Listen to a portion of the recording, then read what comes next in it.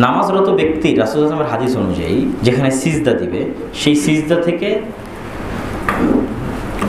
ছাগল অতিক্রম করবে এরকম একটা দূরত্ব, যেটাকে আমরা 1 বা 2 হাত এরকম ধরতে পারি, বা আরেকটা আইডিয়া করতে পারি, যেই দূরত্ব দিয়ে গেলে সালাত আদায়কারী ডিস্টার্ব হবে না, সেই দূরত্ব দিয়ে সুতরা ছাড়াই অতিক্রম করা যায়। যে দূরত্ব দিয়ে গেলে, যেমন ওইখানে একজন সালাত আদায় করতেছে, আমি হয়তো এই দিক দিয়ে অতিক্রম করলাম, ওনার দৃষ্টি এত দূর আসার কথা নয়, ওনার দৃষ্টি থাকার কথা কোথায়? সিজদায়, এবং সিজদা থেকে নিকটবর্তী অঞ্চলে। তো তার যেন সালাতে ডিস্টার্ব না হয়, এই জন্যই তো যেতে নিষেধ করা। আর এই গুনাহটা তখন সবচেয়ে বড় হয় যখন আর সিজদার সীমানার মধ্যে দিয়ে ক্রস করে। তখন আল্লাহ নবী যুদ্ধ শুরু করার আদেশ দিয়েছে যে কেউ যদি সালাত আদায়কারীর সিজদার সীমানার মধ্যে দিয়ে ক্রস করে, তাহলে নামাজ বাদ দেওয়ার সাথে কী করতে হবে? মারামারি লেগে যেতে হবে, ওকে যেতে দেওয়া যাবে না, ওর সাথে গন্ডগোল শুরু করতে হবে, কেন সেই দিক দিয়ে যাচ্ছে।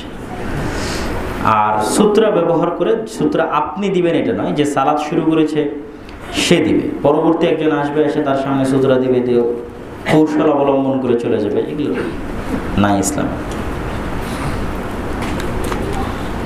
জেনারেল লাইন থেকে দিন পালন করা কঠিন হয়ে পড়েছে। ফ্রেন্ড সার্কেল সালাত আদায়কারী সৎ ন্যায়পরায়ণ ফ্রেন্ড সার্কেল দেখেন, বন্ধুত্বর যাদের সাথে উঠা বসা হয় তারা যেন অন্তত মসজিদমুখী হয়, তাহলেই সহজ হবে ইনশাআল্লাহ।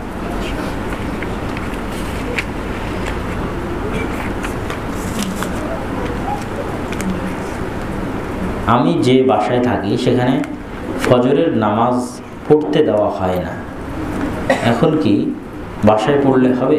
বাড়ির মালিক হিন্দু, এখান থেকে হিজরত করতে হবে। হিজরতের বিধান চিরন্তন এবং চিরস্থায়ী। রাসূল আর প্রশ্ন দিবেন? আর দিন না, এত প্রশ্ন আর দিন না, এটা এইগুলো থাকছে। হিজরতের বিধান চিরন্তন ও চিরস্থায়ী। অলসতা ও গুনাহ কিভাবে পরিপূর্ণরূপে ত্যাগ করা যায় সব সময়ের জন্য? অলসতা এবং গুনাহ ত্যাগ করার জন্য সবচেয়ে জরুরি হচ্ছে 5 ওয়াক্ত সালাতকে নিজের উপর জরুরি বানিয়ে নেওয়া। 5 ওয়াক্ত সালাত আপনার অন্তরের ট্রেনিং, আপনার অন্তরকে একটা নির্ধারিত নিয়মের উপর অটল রাখার চ্যালেঞ্জ, যে আমি প্রতিদিন 5 ওয়াক্ত সালাত আদায় করবো, এটা একটা চ্যালেঞ্জ। এটা যতবার লঙ্ঘন হবে ততবার অলসতার জন্য লঙ্ঘন হবে, মনের দুর্বলতার জন্য লঙ্ঘন হবে, মন আপনার কন্ট্রোলে নাই এই জন্য লঙ্ঘন হবে। যেহেতু মন আপনার এতটুকু কন্ট্রোলে নাই যে আপনি 5 ওয়াক্ত সালাত আদায় করবেন, তাহলে সে মন আপনাকে গুনাহ করাবে, এই কথাই ঠিক।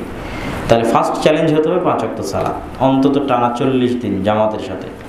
কীভাবে একজন, এবং ইসলামের মৌলিক জ্ঞান, ইমানের 6টা শাখা, ইসলামের শাখা, দৈনন্দিন দোয়া, ঠিক আছে, দোয়াগুলোর অর্থ, দৈনন্দিন আদব, এটা করলে এটা বলতে হয়, এটা করলে এটা করতে হয়, পরিবেশ, উঠা বসা, সব কিছু। আদবের কথা একটা মুসলিমের চলতে যে ফরজে আইন জ্ঞান লাগবে সেটি 20 দিনের কোর্সে দেওয়া হয়, এটা সবার জন্য ফ্রি। আপনি আমাদের ফেসবুক স্ট্যাটাস দেখে যে কোনো সময় এই কোর্সে অংশগ্রহণ করতে পারেন। এটা মাদ্রাসার ছাত্রদের জন্য নয়, শুধু জেনারেল শিক্ষিত ভাইদের জন্য। How to balance between male and female colleague in office space. অফিসে মেল এবং ফিমেল কলিগদের মধ্যে কীভাবে মেনটেন করবেন? ফিমেল কলিগদের সাথে যদি জরুরি কোনো কাজ না থাকে যেটা অফিসিয়ালি আপনার প্রতি চাপানো হয়েছে, তাহলে কথা বলা বা সাক্ষাৎ করা কোনো প্রয়োজন নাই। যতটুকু বলবেন ততটুকুই ফিতনা এবং ততটুকুই হারাম। আর যদি অফিস থেকে চাপিয়ে দেওয়া থাকে তাহলে ততটুকু দৃষ্টিশক্তি হেফাজত করে এবং সম্পর্কের হেফাজত করেই করতে হবে, আল্লাহকে ভয় করে। গণতন্ত্র সম্পর্কে আজকে আমরা আলোচনা করেছি, ইসলামী খেলাফা কীভাবে প্রতিষ্ঠা হতে পারে তার আলোচনা করেছি। ঈদে মিলাদুন্নবী সম্পর্কে আমাদের ব্যাপক আলোচনা বক্তব্য আছে, বেদাত হওয়া সম্পর্কে, যেটা বেদাত। আমার মনে হচ্ছে আমার জামা নাপাক, কিন্তু অন্য জামাও নেই, নাপাক জামাতেই সালাত আদায় করতে হবে। বহুদিন আপনারা আলোচনা শুনেছেন আমাদের। কুকুর পালন করা কি হারাম? শয়তান যে প্রাণীগুলো পছন্দ করে তার মধ্যে একটা কি? কুকুর। আমি বলেছি শয়তান আর ফেরেশতা পরস্পর বিপরীত, এক জায়গায় হবে না। তাহলে আমি চাইবো কি যে আমার সাথে এবং আমার বাসায় সবসময় ফেরেশতা থাকুক না শয়তান থাকুক? ফেরেশতা থাকুক। তো ফেরেশতার জন্য আমি যত অ্যাক্সেস ওপেন করতে পারবো তত ভালো।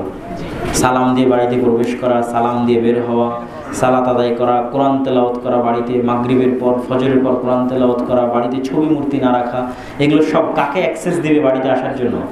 ফেরেশতাকে অ্যাক্সেস দিবে। তাহলে ফেরেশতা যত বেশি পরিমাণে বাড়িতে আসবে ওই পরিমাণে বাড়ি বরকত এবং রহমতে পরিপূর্ণ থাকবে।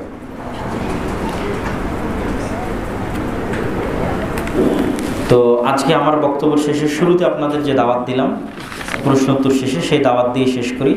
মিরপুর